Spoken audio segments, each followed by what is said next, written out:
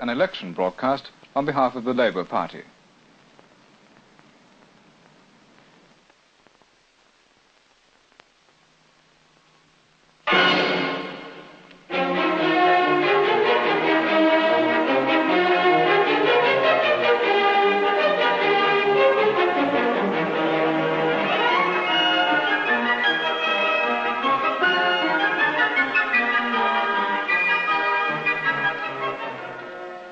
Good evening. The big news tonight, of course, is from Washington and Moscow, and later on, Nye Bevan will be talking about it. Then we shall be going over to Newcastle to join Hugh Gaitskell. But first, the pension scheme. This has caught the imagination of people all over Britain. The Tories don't like it. Woodrow Wyatt questions Dick Crossman. They've got three objections. First, that the 10-shilling increase is an taxpayer £200 million a year. Well, I shall follow Mr. Macmillan's advice and stick to the facts. The fact is that once national superannuation comes into force, the taxpayer will have no extra burden whatsoever. But it's true we're pledged to give immediate relief, not only to the pensioner, but the pensioners goes to the widow, the unemployed and the sick as well, and there's also the generous increase of national assistance. And that all comes to 200 million on the taxpayer. But it's only for a period of months until the big scheme gets underway. Second objection, quite apart from the increase of 10 shillings, the rest of the scheme is so huge that the nation can't afford it. Our contributions and benefits are about on the same level as those of any really good private scheme. Now, nobody calls a private employer or a local authority wasteful or extravagant for giving half pay on retirement through a contributory scheme. Then why should they call the state extravagant for giving the same kind of service to those who are excluded from private schemes?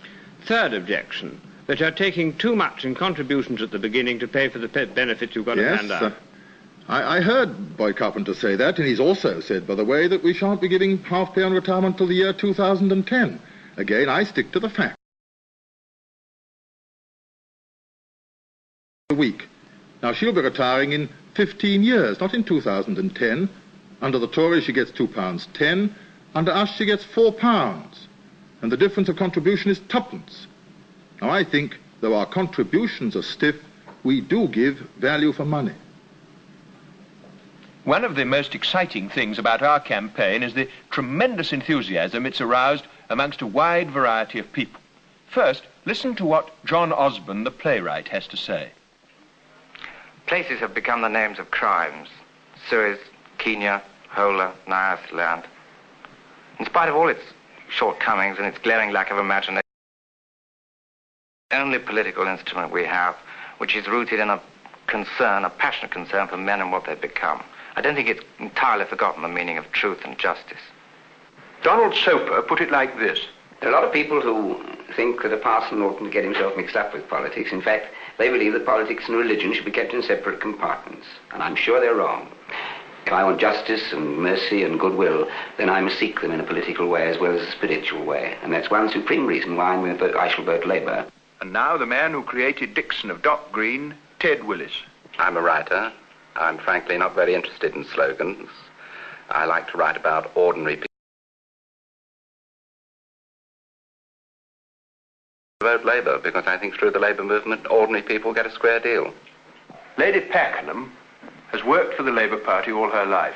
I'm voting Labour because Labour looks after the real top people. The rising generation, rising to the top with Labour's help, the breadwinners, and those at the top of life's tree, the old people.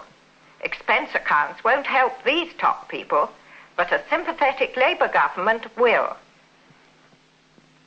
The impresario, Jack Hilton. I come from a Lancashire socialist home. Since then, I've seen a lot and been successful, and I'm more socialist than ever. There's no fun in life if you're afraid, and socialist ideas are helping to end both fear and want. Now to industry. Will a Labour government get the cooperation of the trade unions? Mr. William Caron, president of the Engineering Union with nearly 1 million members, is in the operations room tonight. Are the trade unions really in favour today of increasing Definitely so. We know that's the only way in which we can increase our living standards. Already we've demonstrated our attitude in that direction in engineering, in important sections such as automobiles. We have near automation. In steel we've had a technological revolution. In glass, the glass industry, almost full automation, and with the cooperation of the trade unions in all cases. Well, do you think we've got enough automation? Well, if there's any fear at all, we would fear that it would come too slowly rather than too quickly. Well, what guarantee have we got that the trade unions won't suddenly wreck the whole show by popping... A very positive guarantee. In the immediate post-war years, had the trade unions behaved irresponsibly, the economy of the country would have been wrecked. But having a government which demonstrated its fairness, we cooperated and restored Britain's economy. And if I may add this too, that in respect of industrial relations, I'm quite certain there'll be less strikes or industrial difficulty under an understanding Labour government than under the present administration. Are you in the trade unions going to try to dictate to a Labour government? Well, Woodrow, you know Hugh Gateskill as well as I. And can you imagine the trade unions... Christopher, will you compare the record of the two governments in industrial relations? Well, the best test is the number of days lost in strikes and lockouts. And the Ministry of Labour figures show that this was the record under the Labour government and this the record under the Conservative government. For every one man out under Labour, 2 men have been out under the Conservative government. So if we go by the figures, the Tory party is the party of strikes and lockouts. And one reason, of course, is simply that the party is so lopsided. In the last Parliament, there was only one Tory MP with a genuine trade union background.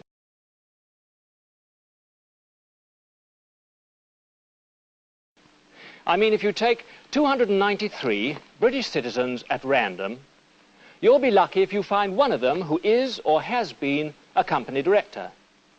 But if you take the 293 Tory MPs who are standing again this time, the figure is 148 company directors. Now, Labour handles industrial relations better than the Tory party because, as we showed last week, we represent all sections of the nation, including company directors, in a fair balance. We're a party of the whole people and not, like the Tories, of just... Doncaster and York. Today in Leeds and Newcastle. He's just come from a meeting to the studio there, and we join him in Newcastle. Most of the places that I've been to in this tour seem to be more concerned about pensions and the cost of living and housing and health and things like that. But up here on Tyneside, they've got something else that they're worrying about, and it's jobs. You see, here you have unemployment, which is substantially higher than it was a year ago and pretty well twice what it was 2 years ago. And it's South Wales, North Wales, parts of Lancashire and so on had a very bad time in the interwar years. Then came the war and the post-war period.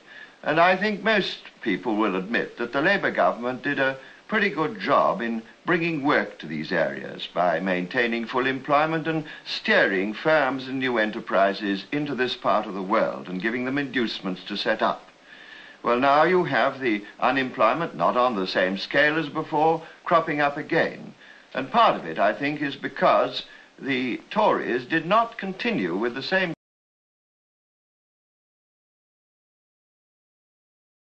the firms to come in and so on. However, I'm not so much concerned with what the Tories did proposed to do about local unemployment, and I'll give you the answer. The first thing that you've got to do is to get back to full employment, real full employment for the country as a whole. And that means that you can then steer people, steer firms and new enterprises away from areas where there's labour shortage to areas like this where there's still unemployment.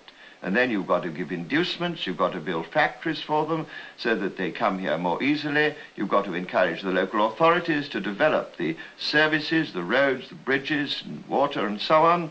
And I'm quite convinced myself that in that way, in very much, frankly, the same way as we did before, and not with any new legislation brought along at the last minute. We can bring back to South Wales and North Wales and Northern Ireland, just as we did when we were in power before. And now, as a public service, we bring you a completely unbiased report on Tory election claims. Claim number 1, roads. When they came to power, the Conservative government promised us a huge network of superhighways up and down the land. Super-efficient arteries connecting the centres of a new super-modern Britain. The Conservatives have carried through their splendid plans and have earned the gratitude of the happy British motorist. And now, foreign affairs. Nye Bevan is here with Tom Dryberg. Now, Nye, what about this Washington communique? I rather liked it myself, in the first instance because it decided to have, and second because it picked up once more a position which we explained to Mr. Khrushchev in some detail in Washington, and that was, Moscow, you mean? in my bigger part, in Moscow, that we didn't see any reason at all why the talks at Geneva should have broken down. There seemed to us to be a fairly good understanding about the position of Berlin if they could clinch it.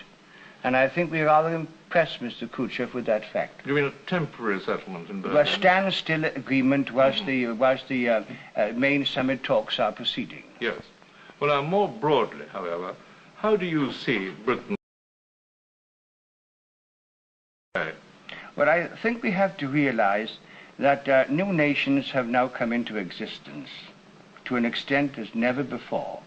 There are hundreds of millions of people in Africa, in Asia, and in the Middle East that we now must try to impress. If we are to have any influence in the world at all with them, we must be able to present a different kind of image to the one that we have projected before. For instance, I don't think that we are going to have much influence in the United Nations if we are represented by people whose names are associated with Nyasaland and with Hola. I think that we have to prove to them that we have really moved into the second half of the 20th century and we have put 19th century methods behind us. Yeah, and when you say we've got to impress them, you don't mean merely in the old-fashioned gunboat prestige No, we sort of way. We have to impress them by proving to them that we now realize that the international disputes can't be solved by big fist methods. Quite. And, of course, there's the problem of China and the United Nations. Indeed, we have insisted all along that China should belong to the United Nations, because why on earth,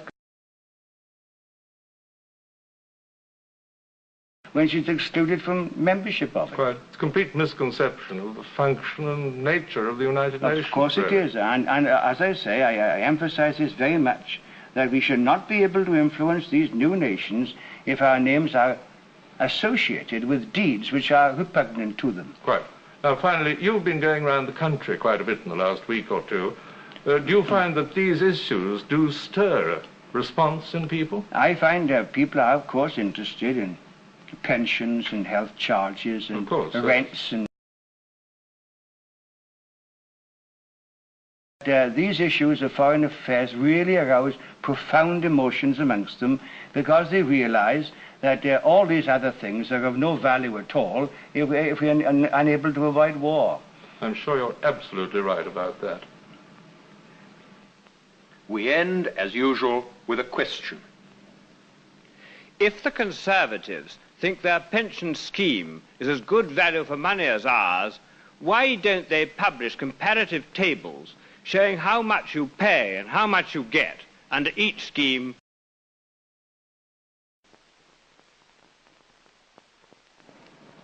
That was an election broadcast on behalf of the Labour Party.